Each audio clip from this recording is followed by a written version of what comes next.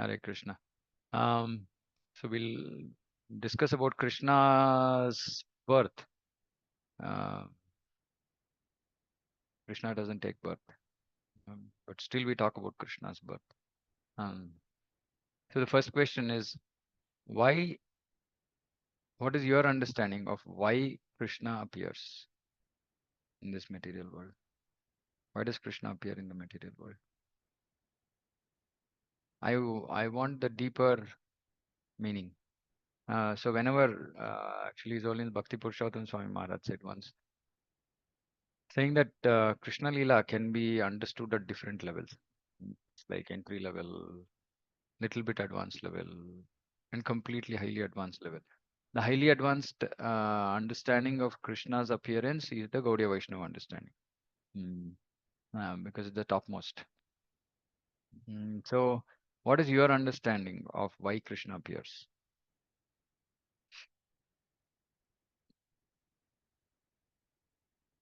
Any thoughts?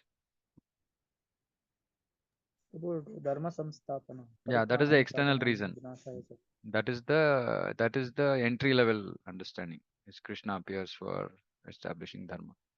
But we have to understand saying that Krishna is not looking into this portfolio of dharma samsthapana. So we know we discussed like Krishna from Krishna Balaram, from Balaram first Chaturvyuha, and then Narayana, then second Chaturvyuha, then from that second Sankarshana, then there is Purushavasaras. They are taking care of this dharma samsthapana, which is Vishnu's work. So Krishna's work is not dharma samsthapana.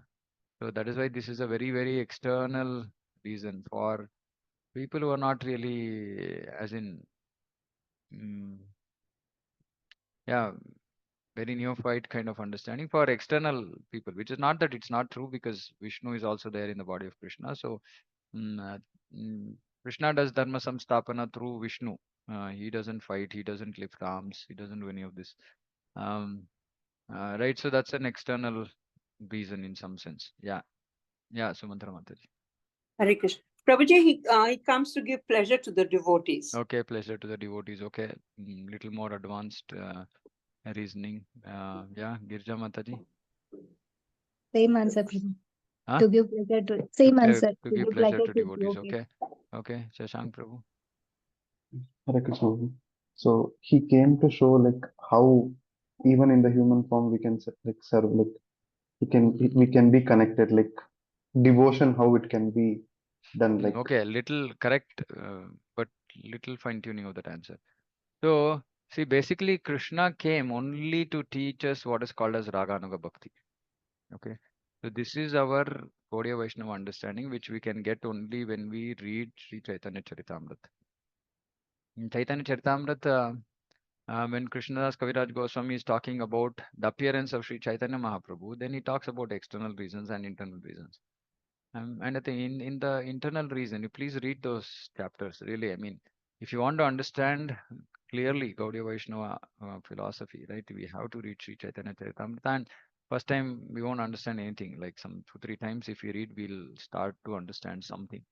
Mm. Especially actually first Adi Leela only. First 5 chapters, first 6, 7, 8 chapters, yeah, 6, 7 chapters. If you read, you will understand mm, the real, I mean, the Gaudiya Vaishnava philosophy. So Krishna actually comes in some sense to show us what is Vraja Bhakti. That is the only reason he comes. Because Dharma Samstapana happens. How to, like Rama also comes to show how, like in human form we can serve, but human form, um, yeah, human form is important because it's after the image of God, right? Our form is after the image of God, meaning it is like we are like Krishna. And Vrajavasis are also like Krishna in the sense they also look like normal human beings. And we can't understand. Okay, Vaikuntha, all Chaturbhuja, like four-armed form. We can't connect with them.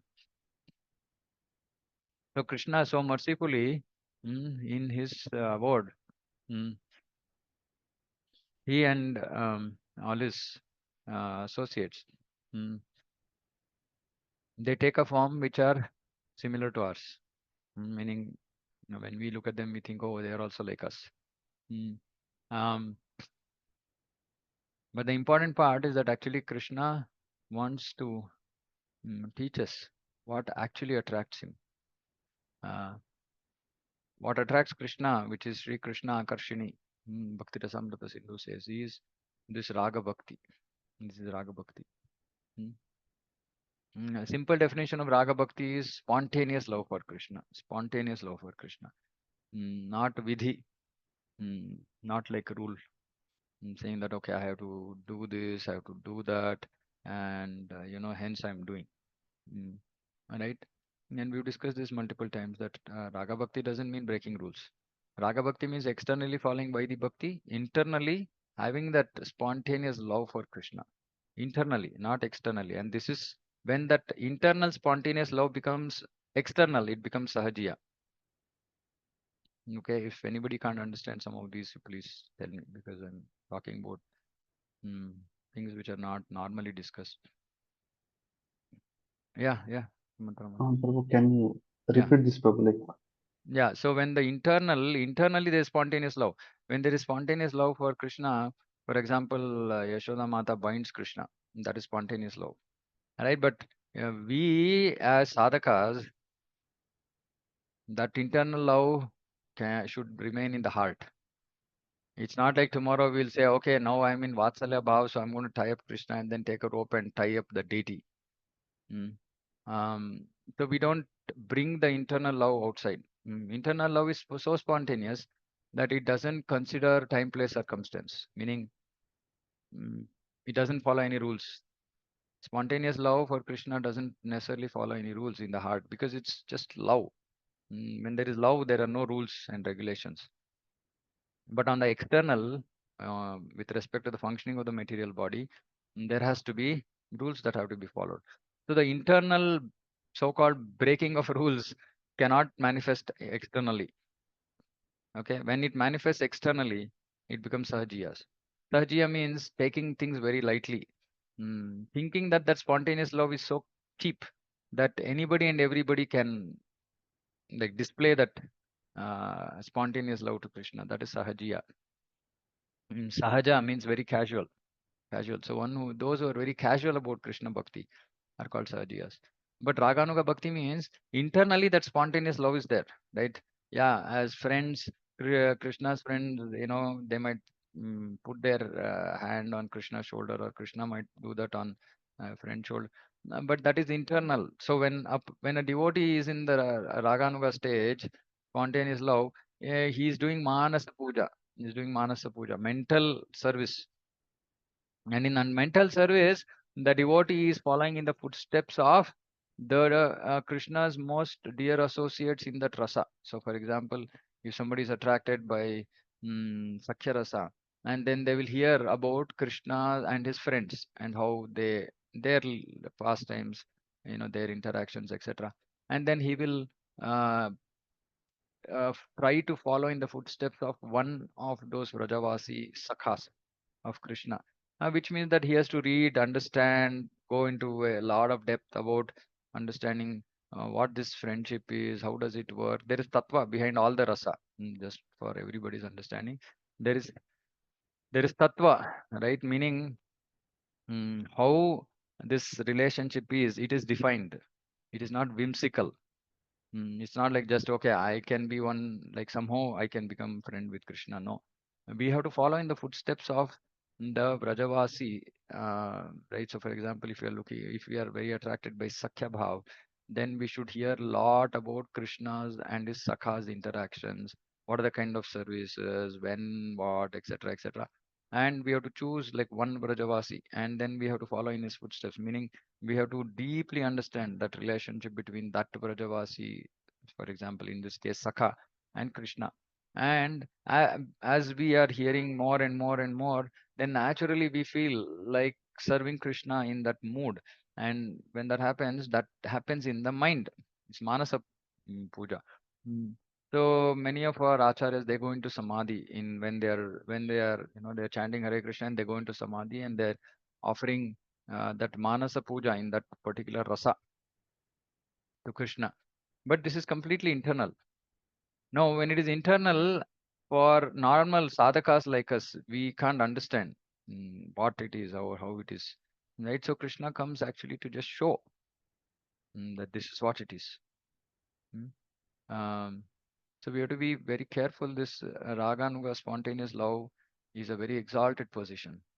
Um, it doesn't, it's not, I mean, it's not for everybody, first of all, right? Uh, yeah, one has to be really qualified to be able to do that. But Krishna came to actually show what that Raga Bhakti is and to show how attractive it is and how, I mean, when devotees read about Raga Bhakti, um, they get attracted to that.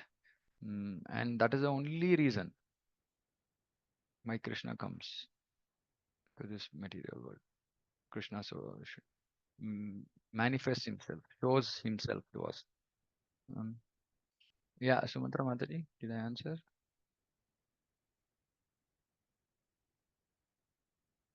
Okay. Hare Krishna Prabhuji, I Yeah. did not, I didn't say. Sorry, Okay. Prabhu. No problem. Okay, so that is the reason. That is the only reason Krishna actually appears. So our acharyas go into a lot of technical depth about these things. So to begin with Krishna's, uh, Krishna's appearance itself. And see, the important part about Krishna Leela is, each of us can be attracted to, somebody can be attracted to Dasya, somebody can be attracted to Sakya, somebody to Madhurya, somebody to Dwarka, somebody to Mathura. Different things can attract different devotees. There's no hard and fast rule that everybody has to get attracted by this only or that only, but it has to be natural, right? And the natural attraction develops only when we read about these pastimes again and again and again and again. How many devotees here have uh, completed, have come to 10th canto of Bhagavatam at least once? Have come to the 10th canto. If you finished, it's okay. At least once.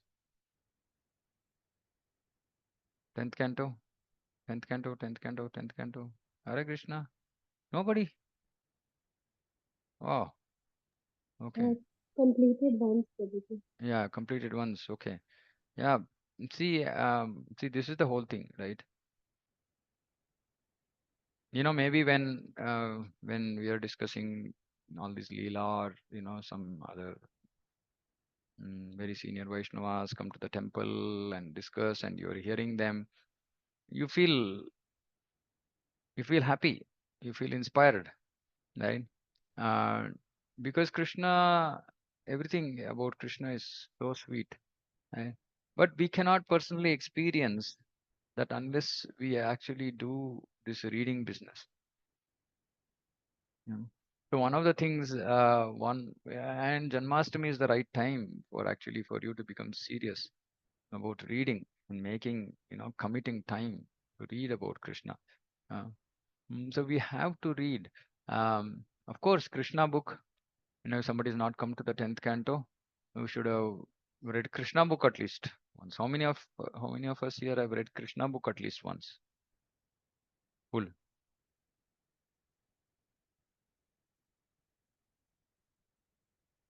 This is I Yeah, I started read Prabhu, like once. I no started once. and I want to know if complete. anybody has completed once at Yes, least. Prabhuji. More than Yes. once. Hare Krishna Prabhu. Okay, Pratyusha Mataji, Ruchira Mataji, Nakul Prabhu, Girja Mataji. Yes, Prabhu, I have. Yeah. Once I finished. Okay, Madhurya Mataji, yeah. Shushti Mataji, Yes, Prabhuji, I have completed once. Rohini Mataji. Hare Krishna Prabhu, I mean, I completed hearing Prabhupada lectures, but not reading. Reading. So we have to read. See, this is very, very important, right? Because otherwise we will never get the taste, right? You might get some taste and it might go off. You might get taste because that is why I keep saying, like, see, we can't do structured hearing because unless somebody is going through, stage by stage by stage, and then, systematically that attraction will develop. But reading is that systematic process which actually develops the taste and increases the taste. The taste should be so much that I know of, some devotees who actually, I mean, one Mataji is very inspiring. While cooking, you'll have Bhagavatam in one left hand, and she's cooking with her right hand. Like she's so much absorbed in Krishna consciousness. Yeah, of course, she does all her. She's a doctor also by profession, and she does her stuff, everything. And when she's cooking, she's reading Bhagavatam. I mean, whenever she gets time, like she just doesn't waste 5 minutes. Anything, anyway. Suddenly you get time. There's a book in the bag or whatever. She takes it out and she starts reading. See, this is the taste we have to develop, because otherwise we can't understand. We can't come to this mood of getting attracted by Krishna. Krishna's, like I'm saying, his whole reason that he is appearing is actually to attract us. And Prabhupada so mercifully has given us Krishna book. Of course, 10th canto, we were not fortunate enough to hear commentaries from Prabhupada for, when he only commented on very few chapters. But of course, I mean, Krishna book is there. Then we should read 10th canto. Then we should read actually our Acharya's commentaries. So because see that the depth has to go on increasing. Like I keep saying, every Acharya has a different view, different details are different, etc., etc. So there's no end at all. There's no end to this nectar. And it's really nectarian, really nectarian. So I'm going to show one chart which I had seen before, but yesterday somebody sent me also. Uh,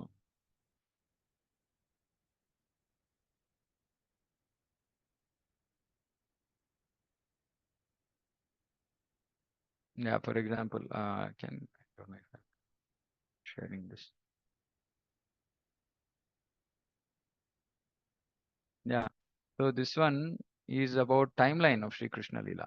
I mean, yeah, some devotee has done a lot of research referring to commentaries of Gaudiya Vaishnava Acharyas and the Srimad Bhagavatam and to other Gaudiya Vaishnava sources.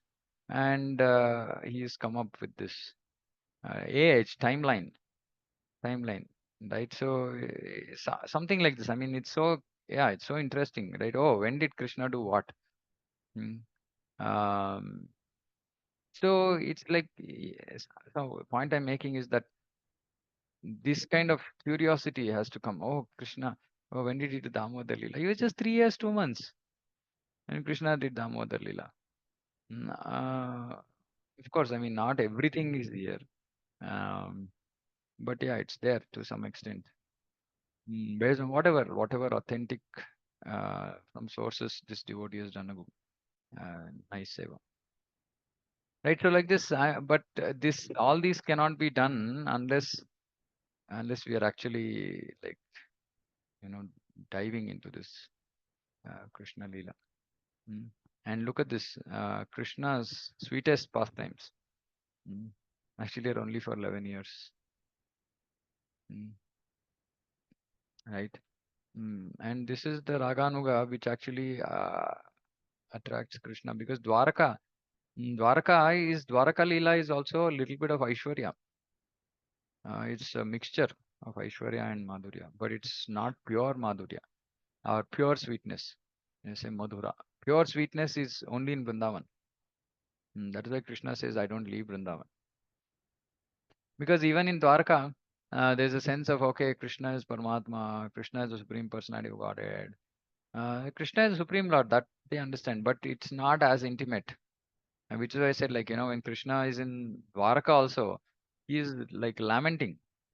In this Gopala Champu, there's discussion like Krishna is in Dwarka and Krishna is like, he's in distress, he's in utter distress. And he's sharing his heart, opening up his heart to Balaram, saying that, no, I'm not able to stay away from these, from Brajavasis. What can I do? What should I do? Can I go? Can I just go? Krishna is asking like that to Balaram. And then, the discussion saying, no, but there is duty here. You have to be here. And Krishna is broken. I mean, his heart broken. He said, like, what kind of duty? I mean, which is keeping me away from my loved ones. Yeah, even in Dwarka, there are devotees who love Krishna so much, etc. But it just cannot come any closer to what it is in Vrindavan. Because in Vrindavan, just people just don't. I mean, they just don't think about Krishna as the supreme Lord. They know. It's not that they don't know. They know, but it's somewhere in the back of their mind, and their interaction, dealings with Krishna is purely on the platform of love. Our Krishna, my Krishna, it's like that. So, though if you see here, 11 years only, and then he was in Mathura for another 21 years, and then till long time he's in Dwaraka, and then in the middle for a couple of months he comes to Vrindavan again. But most of his time he's spending outside. I mean, but this is the Dharma Samstapana Karya, which actually a lot of it is Vishnu doing. And of course, then he also has his own engagements with the Dwarkavasis, etc. Right? But the real, I mean, what Krishna came to show is this 11 years. Krishna came to show us these 11 years. Mm. I'm going to discuss a little bit about his appearance today, maybe another 15 minutes. Um, but the point I'm making is uh, don't be satisfied. Please don't be satisfied. I mean, even we cannot be satisfied with Bhagavatam only. Because even on Bhagavad, simply reading Srila Prabhupada, ISKCON's Bhagavatam, right, for example, is still not giving us a complete picture. Of course, after Srila Prabhupada, then disciples of Srila Prabhupada who gave the commentary for the rest of the 10th canto have referred to other acharyas, but not extensive references have been given. Yeah, some very important chapters, very important verses, very detailed purports have been given, but it doesn't give us a clear. I mean, at least my own. This one is that the flow of rasa, each and every acharya has their own kind of rasa and their own attraction to Krishna. And it's so different. Each of them speaks so differently about Krishna. And it's just very inspiring.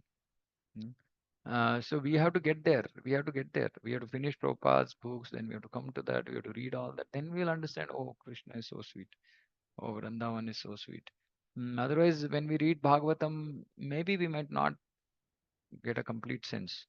Because even Bhagavatam, we have to read multiple times. Only then we can even start to appreciating start to appreciate Krishna Lila. Okay, so the whole point here is about Janmashtami means making Krishna appear in our heart, and making Krishna appear in our heart means spontaneous love, and there's nothing else for which Krishna will appear. Um, right? Only when there is spontaneous love does Krishna appear. So, how do we develop that? Yeah, sincere and serious bhakti, tivra bhakti, and doing Shravanam Kirtanam, making Krishna the goal of our life. Not, I want to do this also and this also and something else also. By the way, Krishna is also there in my list. That's not going to help us reach Krishna.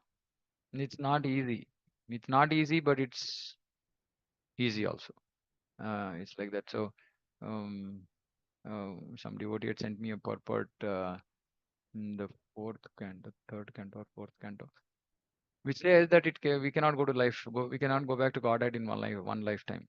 Yeah. So then I read that, I thought, yeah, okay, this means that generally it's not easy to go back to Godhead in one lifetime. But then none of us, um, yeah, some of us, for example, might have started bhakti very maybe maybe this is our first life, maybe it's not our first life, but maybe we're not like really made so much progress. But the beauty about Krishna consciousness is that it is not preventing us from making tremendous progress. And because the process is so powerful, it's not so much dependent on our capability, or it just depends on our sincerity and seriousness, nothing else. And somebody might say, yeah, I don't have that sincerity, I don't have that seriousness because it's maybe my first lifetime in bhakti. Or yeah, no problem. But the beauty of Krishna consciousness is that infection can be caught on.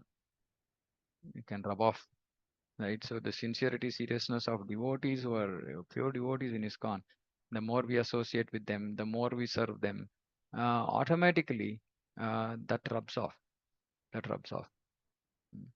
Mm. At least I mean, I can say this, share my own uh, experience or realization in this. Mm. I mean, and it's not that this is the only, or I'm not trying to, just sharing what I experience in my life. That's all. Nothing more to this. Mm. So just when around Corona started, I think my Guru Maharaj, His Holiness Bhakti Vikas Maharaj, he started a first time in so many years. Um, he started a series of lectures on Radha Katha.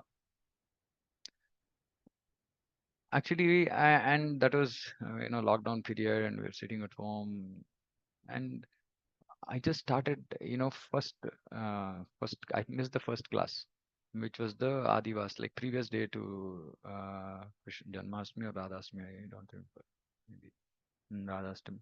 And then the next day, Maharaj starts speaking about Radha Katha, Krishna, Radha, and so many things, which, so when I started hearing this, there are certain things which just like literally hit my heart, right? Like, and I mean, all, yeah, a little bit, there's already attraction, but when I heard this, it just like, it's like shot up.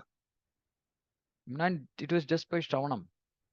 And it was just that Shravanam, I can't forget. I mean, I still remember, I'm looking into Maharaj's eyes and they're like glittering. And, some I just felt like, yeah, it's a out of body experience. Like something different, something different, right?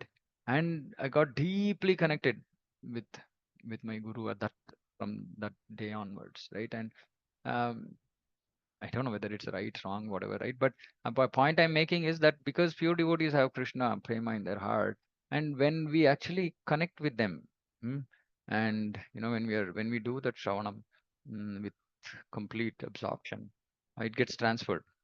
And I felt that, something happened, right? I don't know what it is, but something happened.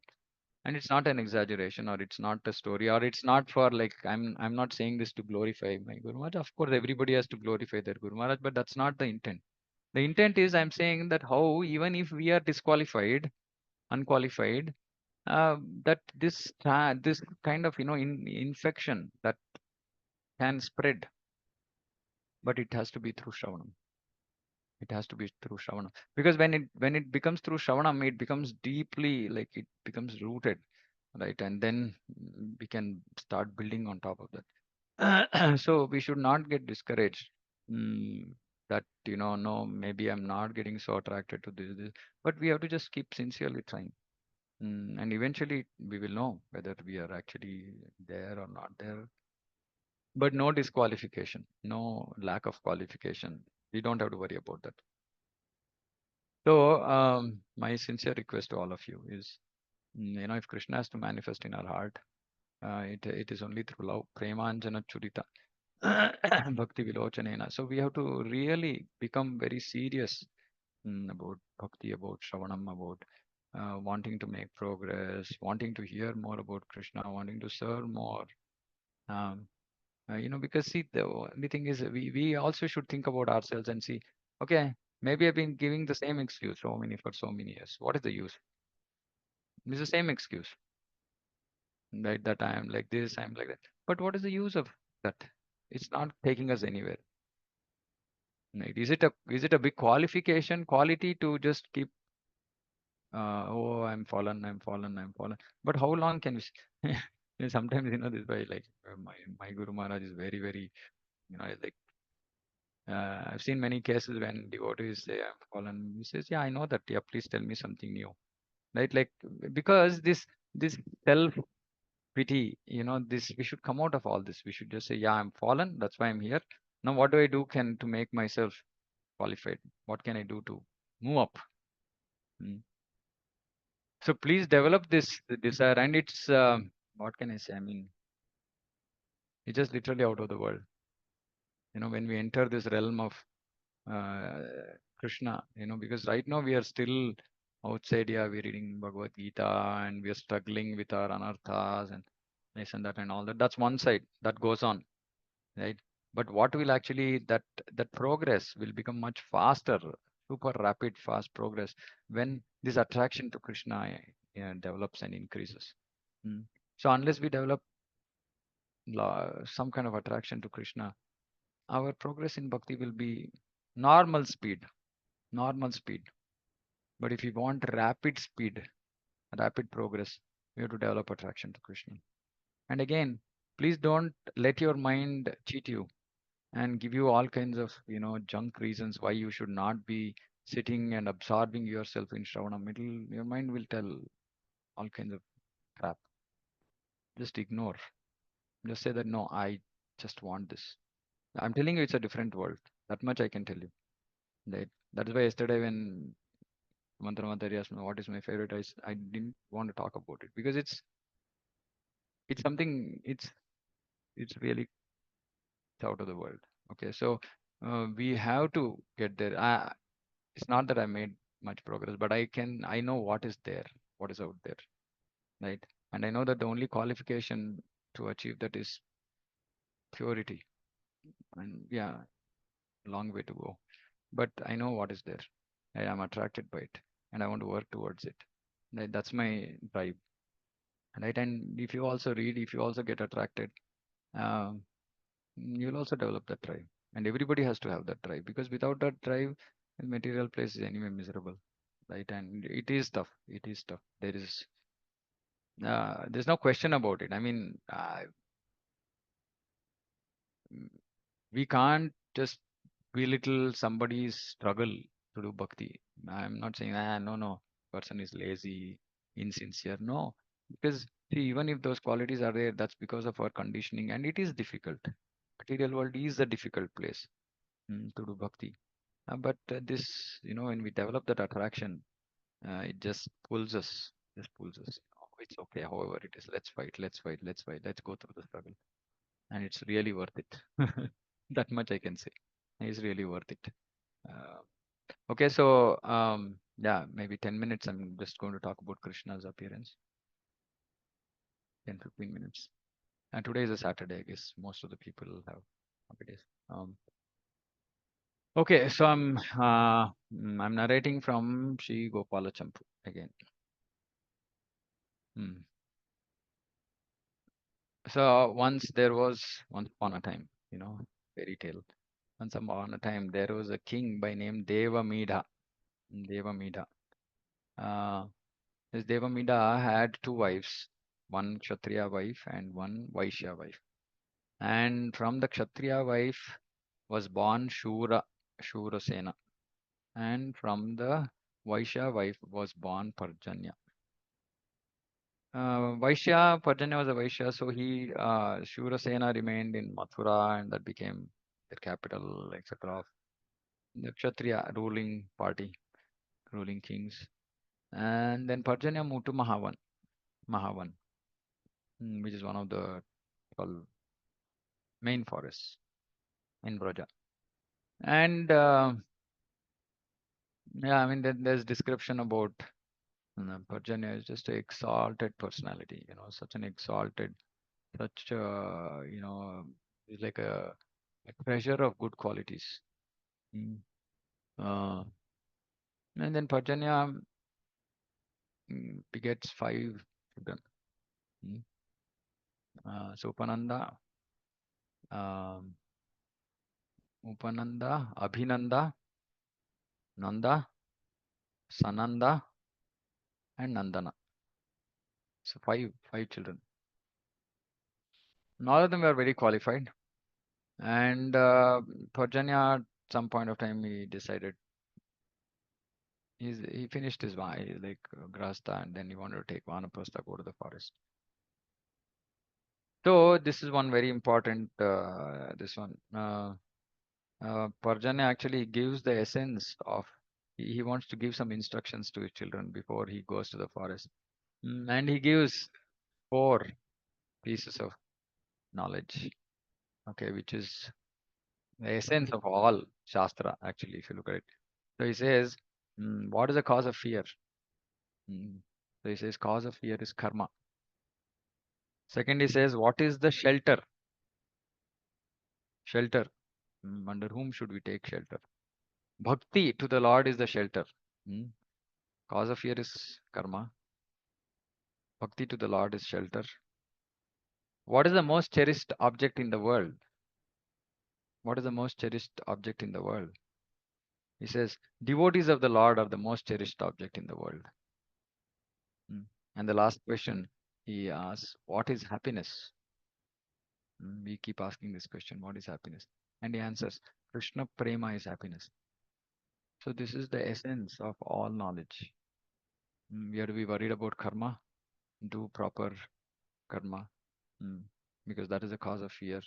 Real shelter, only shelter is bhakti, which will take us to Krishna's lotus feet. And the most cherished object in the material world is devotee and devotee relationship. And I've been, highlighting this multiple times. If we are having issues dealing with devotees, it's our very fallen state. I can't say anything else. It's our very fallen state. It's just our false ego, which is just preventing us from accepting Vaishnavas as, we should take Vaishnavas dust on our head, lotus feet on our head. Right? Instead of that, we are like bickering, fighting, complaining, crying, shouting. We're doing all kinds of stuff. Right? You're just very fallen. That's all. And because it's the most cherished object, is the lotus feet of Vaishnava. And happiness is Krishna Prema. So Parjanya gives this 4 instructions to his children, and then he goes to the forest. Before going to the forest, now he wanted to hand over his kingdom, his affairs, to his eldest son, usually as per Shastra. So he calls Upananda, who is his eldest son, and then he says, Upananda, please, you take care of the affairs. Then Upananda, yeah, he's very happy. He says, yes, yes, okay, very nice, thank you. But he says, actually, see, I'm not the right person for this. The most qualified person has to sit on the throne. And I feel that my brother Nanda is the most qualified. Mm, mm, And he gives beautiful description saying that actually here, mm,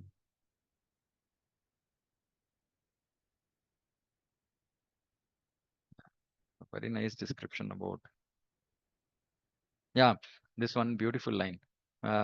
Please hear this. People by their meager qualities, desire happiness and worship of themselves.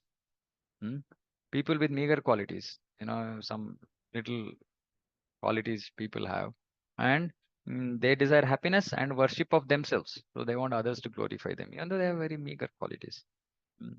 He who with abundant qualities, now he's describing this Upananda, describing Nanda. He's saying he who with abundant qualities desires to worship others and desires their happiness is Nanda Maharaj. So beautiful in one line, complete, what is Nanda Maharaj? While others with meager qualities want happiness and glorification. But Nanda Maharaj is one who has abundant qualities, but who wants to just glorify others and make others happy. So Upananda says, see, as my name suggests, I'm Upa to Nanda. I'm the assistant to Nanda. So Nanda is so qualified that let him sit on the throne and I am going to be his assistant. So Nanda Maharaj was so qualified. Then there is a chief, one cowherd in Braja, Sumukha. Sumukha's daughter is Yashoda. Yashoda means one who gives yash, uh, fame. And it is said that they were actually very, very made for each other kind of couple, exalted, just like Nanda had exalted qualities. Yashoda also had exalted qualities. And it is described saying that it's like anybody who used to come to them used to feel so happy. They always wanted to come to this couple and talk to them, engage with them like that. So both husband and wife were super qualified. human beings, right? Loved by everyone. Mm, mm. I keep thinking, saying that, how we live our life. Uh, Maybe we'll go back to Krishna, or maybe we'll not go back to Krishna. But will people even remember what we did? Did we live our life in such a way that, did we practice bhakti in such a way that people wanted to be with us? People, like to be with us, or, you know, did we practice bhakti like, mm, such that people didn't want to come near us? Meaning, how did we live our life? And like these two, when we hear of Nanda and Yashoda, we feel, oh, such exalted devotees, where people are, because Bhagavad Gita also Krishna says that when devotees make advancement, devotees love everybody and everybody loves devotees also. Such a nice position to be in, which means that just purity, compassion mm, has to be there in the heart. Then, people will want to come to us, people will want to associate with us. Anyway, so this happened, but both exalted qualities, but they had one problem, which is they were old, they are aged, but they didn't have children. They didn't have any issue. So this was a reason of great sadness. And then they did sacrifices for obtaining child. Um, so previously, when these sacrifices used to happen, generally there used to be result. But then there's no result. Why no result? Uh, because in private they spoke as follows. Nanda and Yashoda are talking. Nanda said, "Dear wife, when the grief-stricken relatives perform sacrifice for bestowing on us a child, who is their shelter? At the time of Sankalpa, my mind desires a son more wonderful than all others. How can this remarkable son be attained by pious acts?" So Nanda is saying, just by doing some sacrifice, I want the most one. So he wants Krishna. He wants he doesn't want anybody like Krishna. He wants Krishna. So he's saying, how can I achieve Krishna by pious acts? Some yajna, this, that, and all that pious acts, karma kanda. How can karma kanda give me Krishna? No, karma kanda can't give me Krishna. Hmm. And he's saying, if there is no possibility of me getting a son like that, then I don't want, I don't have any desire at all for attaining son. Hmm. Hmm. Then they both discuss and decide, okay, the only way is to please Narayana. Narayana is their house deity. Mm. Obviously, they can't worship Krishna, right? Mm. So then they discuss and decide, saying that, okay, we are going to, let's do some vrata to please Narayana, because it's only by the pleasure of Narayana that this can happen. How can I get Narayana as my son? Unless he is pleased. So then they decide to do a 1 year long Dwadashi vrata. And they finish the vrata. By the time of the completion of the vrata, one auspicious day, Narayana appears in both their dreams, and then tells them, saying that you want a son who is equal to God. Who else? There can't be anybody else who can appear. So it has to be that blue colored boy will become your son. And here there is description of that Atasi flower, color of Krishna, blue color, Atasi, blue color, Atasi flower, or the Atasi flower, son, a blue color boy will be born. Mm. So you are, I'm pleased by your austerities, and you will get your heart's desire. And then he disappears. And then Nanda and Yashoda then come to each other and they share this dream. And both of them had the same dream. And they were so happy, saying, wow, Narayana has actually bestowed mercy on us. And then Nanda actually experiences Krishna entering his heart. And then after some time, Krishna moves from the heart of Nanda to the heart of Yashoda. And then Yashoda experiences Krishna entering her heart. And then they are discussing, saying that, getting a vision, I'm seeing a blue boy entering my heart. So like this, time passes. Now, Bhagavatam just speaks about Vasudeva and Devaki, right? And Vasudeva and Devaki were imprisoned. Then they were Drona and Dhara. And then they were asked to beget children. Then they did a sacrifice. They did austerities to please the Supreme Lord. And um, by their austerities, they wanted. Um, they also wanted Krishna. But they wanted in a Aishwarya. Their mood of service was a little bit in the Aishwarya bhav. Um, so Jiva Goswami says that Nanda and Yashoda's was pure love, and there was no opulence or Aishwarya bhava in that. But Vasudeva and Devaki had Aishwarya bhava, so it was inferior. Their love was inferior to the love of Nanda and Yashoda. Mm. And so Swayam Krishna uh, consented, became the son of Yashoda and Nanda, and Vasudeva Krishna. Because Aishwarya, when Aishwarya means it cannot be Shamasundara Krishna. Shamasundara Krishna is sweet only. There's no Aishwarya there. Somebody is wanting to worship Krishna in Aishwarya, it's Vasudeva Krishna, Dwaraka Krishna, like that. Um, so, so yeah, so we know that story, about Kamsa and all that. So I'm not going to get into that.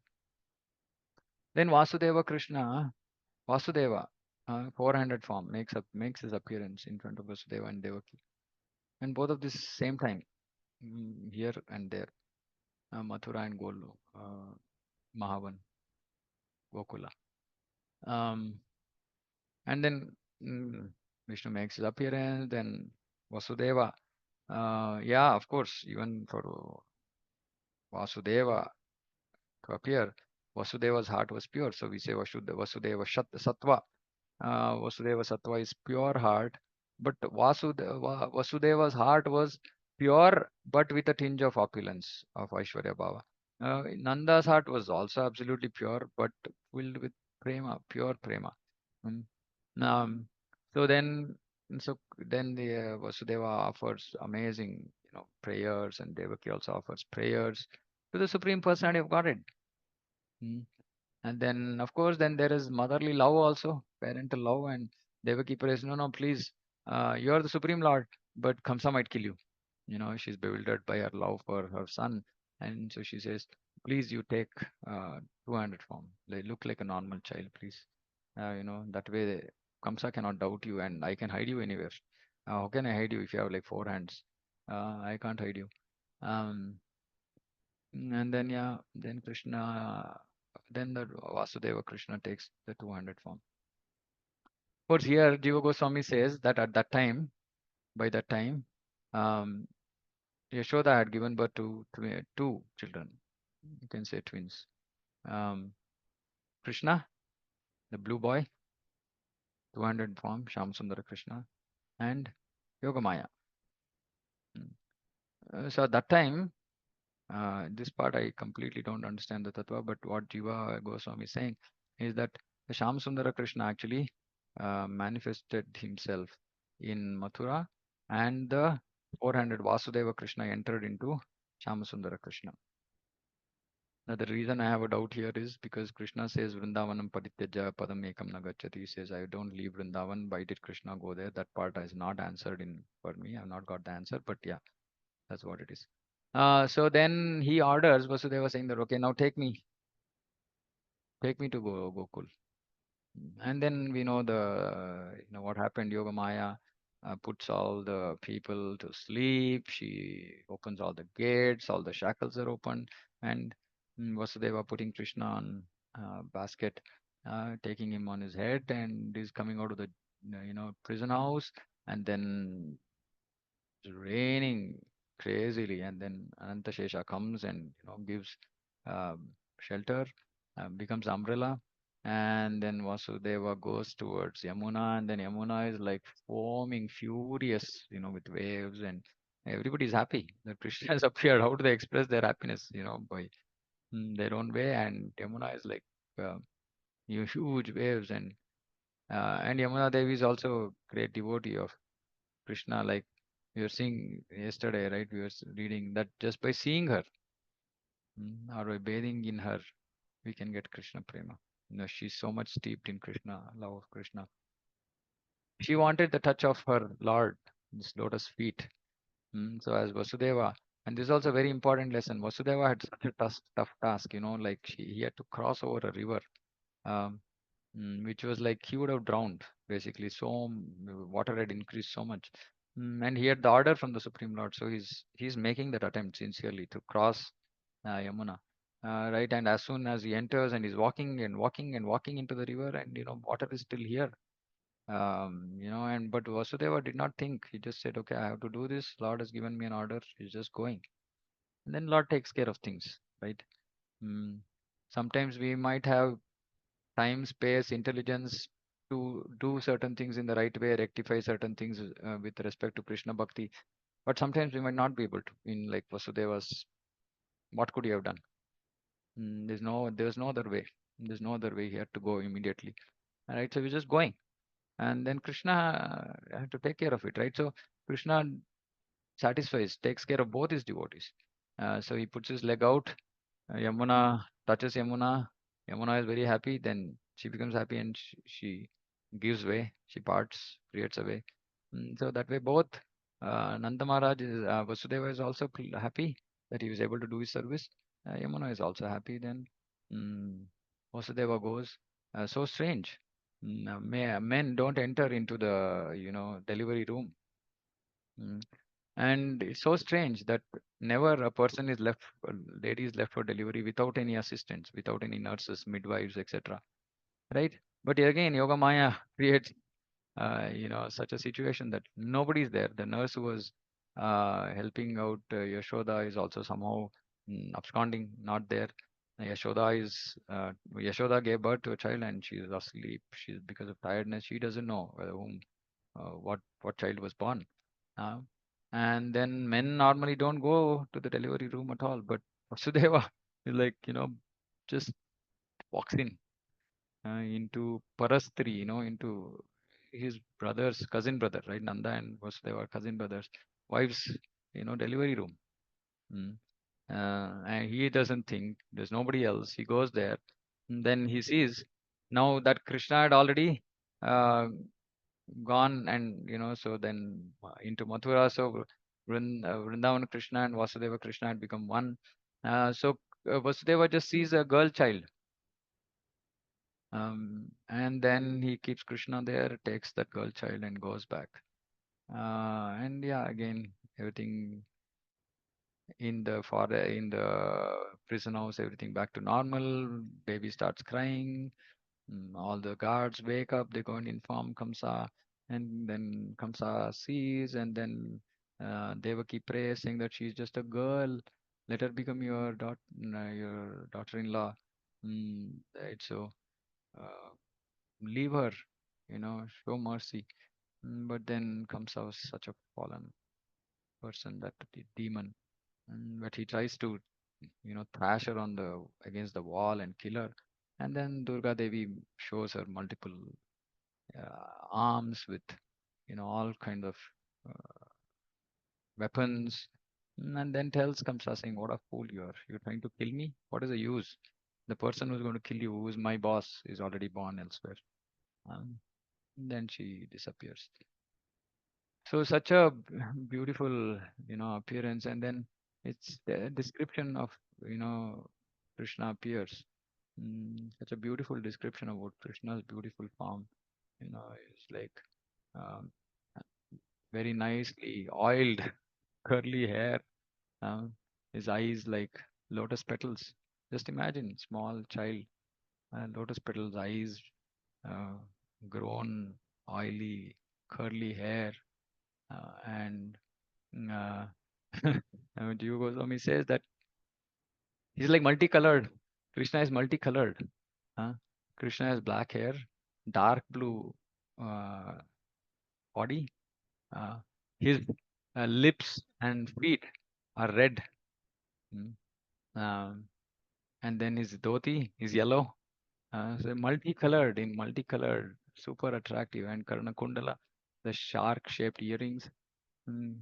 So Krishna's form is so beautiful that like yesterday I was sharing, just by looking at the form of Krishna, the whole world can get attracted. Krishna's form is so beautiful. We have to just simply meditate on this beautiful form, and then at least the way I think about it is I look at this form, and then I look at that form outside Vrindavan. Yeah, Krishna has all this, but then he wears a crown, and then he wears armor, and he wears jewelry, and he looks like a king. Mm. And here in Vrindavan, um, Krishna is beautifully but very simply dressed. And yeah, of course, Yashoda puts so many ornaments on Krishna, etc. But Krishna, as soon as he enters the forest every day, mm, yeah, he's very happy. All his friends put gopi dots on Krishna. Actually, it's Krishna dots.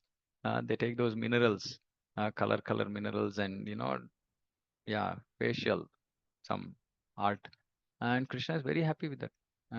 And very Krishna is very happy with the natural leaves and flowers, and he wants to wear vanamali. He wants to wear the garland of forest flowers. This is what actually makes Krishna happy. Krishna is not so pleased by this kingly, the crown and this and that and all that. He's not very attracted by that. He's attracted, and he wears a pagadi, right? Uh, a headdress, which is pagadi. Yeah, it's not a crown, right? So Krishna's form in Vrindavan is yeah is very. It's like a cowherd boy, uh, but it's like a very rich cowherd boy. When we think about cowherd boys, we think, cowherd boy, yeah, we've gone to Vrindavan, we've seen, very poor Brajavasis. No, Krishna is not like that. Even Braja is not like that, just that we can't see our fallen uh, mm, charma chakshu. Jiva Goswami says charma chakshu, meaning eye is made of material eyes. Material eyes can't see the opulence of Vrindavan. Mm. Mm. But yeah, Krishna is so opulent. Vrindavan is so opulent. Everything is so opulent, but steeped in sweetness. This is what we can't understand. It's so much steeped in sweetness that the Aishwarya doesn't strike us at all. It doesn't take front stage. This is the beauty about Vrindavan. Vrindavan is multiple times more opulent than Vaikuntha, right? But because it's so much steeped in sweetness, we can't even imagine this. It's like maybe some people can understand who are very, very rich, right? They have so much of money, etc. But their attention just doesn't go towards their money. It's like that. Krishna has so much of opulence. Like yesterday we read, right? From the time Krishna appeared, goddess of fortune started doing her pastimes in Braja. And before also it was already opulent. It became even more opulent. But nobody's attention is going towards any of this. Everybody is rich. Krishna, Prabhupada says in Krishna book, when Krishna is born, the Gopas and Gopis, elderly Gopas and Gopis are throwing butter, like all this expensive stuff. And they're throwing at each other. Prabhupada says, see how opulent they are. They can throw all this valuable stuff, not, so it's a very opulent place, but steeped in sweetness. Mm. And everything is like jewels and ornaments and this and that and all that. But it just doesn't come to the forefront. It's just the sweetness of Vrindavan. Mm. It's just the sweetness of Krishna. Madhuradipate Rakilam Madhuram. Everything about Krishna is sweet. And people in Vrindavan are simply waiting to just look at the beautiful form of Krishna. And every day morning is just, just waiting. Okay, what is the first opportunity we'll get to see Krishna? Because Krishna is like that. So we have to develop this attraction. We have to develop the desire. Like yesterday, I posted, like Jiva Goswami saying, I developed a desire to see Vrindavan. We should develop this desire. I've developed this desire to see, Krishna. And of course, what mood I want to see, how I want to see, with whom I want to see, etc. All that will develop as we read more of Krishna Lila. Okay, so I think I'll stop here. I can go on and on and on. I mean, Krishna Lila is so fabulous, and that we can just keep on discussing, right? But that I just want to, if at all, Krishna enables me, to to to to what is that? Fire up, to create some inspiration in all of you to go in this direction, drown yourself in Krishna Lila. And yeah, then actually we will be able to experience real bliss of Krishna consciousness. Okay, with that I'll stop here. Srimad Bhagavatam ki jai, Jagat Guru Srila Prabhupada ki jai, Vancha Kalpatarubhyascha Kripa Sindhubhyo च पतितानां पावनेभ्यो वैष्णवेभ्यो नमो नमः, अनंत कोटि वैष्णव की जय, Jagat Guru Srila Prabhupada. Hare Krishna. Okay, if anybody wants to